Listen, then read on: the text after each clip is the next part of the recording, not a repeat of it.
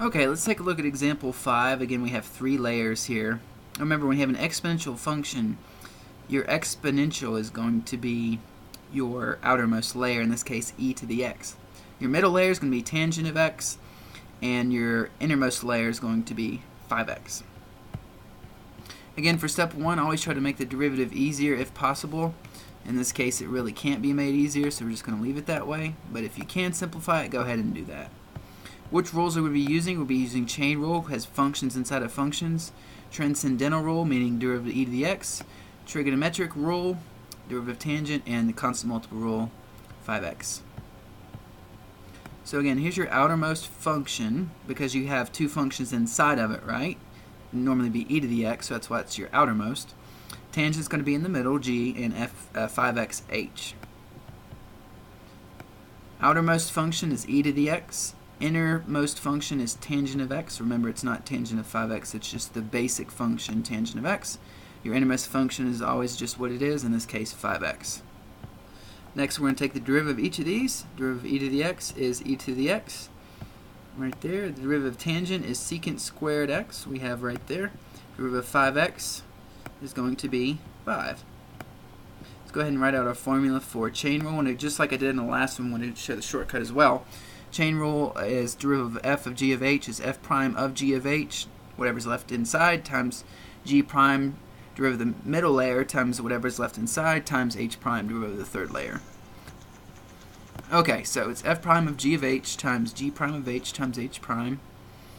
F prime we figured out to be e to the x, so we're plugging in g of h inside of that, so it'll be e to the tangent of 5x.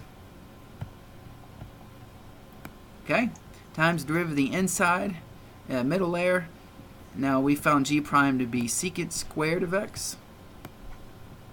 So it's going to be secant squared of h. Okay, so now, since we found our derivatives, we'll plug all that stuff in. So g prime of h is secant squared of 5x. It would be secant squared of x, but we're plugging in h, so it's 5x times the derivative of the outside layer, which is going to be 5.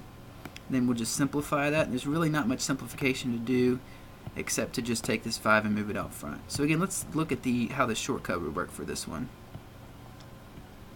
Alright, so I'm going to take a look at the outermost function. I'm going to see it's going to be e, because I have 2 functions inside of that. My middle function is tangent, and then my innermost function is 5x. So if you just are able to look at the innermost functions right off the bat in the layers, that's basically how the shortcut works. So then I'm just going to take my derivative. Now the derivative of e to the x is e to the x, right? So, but instead of writing x, I'm just going to write that stuff that's inside of there. So it's going to be e to the tangent of 5x. And my touch screen's not working, so that's why this is a little sloppy. Probably should type it up next. Alright, so that takes care of the first part of my formula. Now I'm going to look at the middle layer, which is tangent.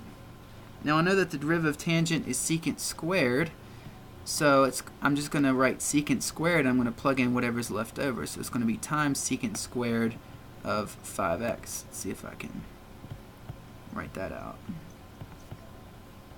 Okay, so that takes care of my middle layer, and then finally I just take the derivative of what I have left. The derivative of 5x is 5, so it'll be just times 5. So the shortcut obviously is a lot quicker. It's basically in one swoop. But it's really hard to understand it and to apply it unless you first know the long way. So hopefully by now you're becoming more and more comfortable with just doing the shortcut, because it is a lot quicker.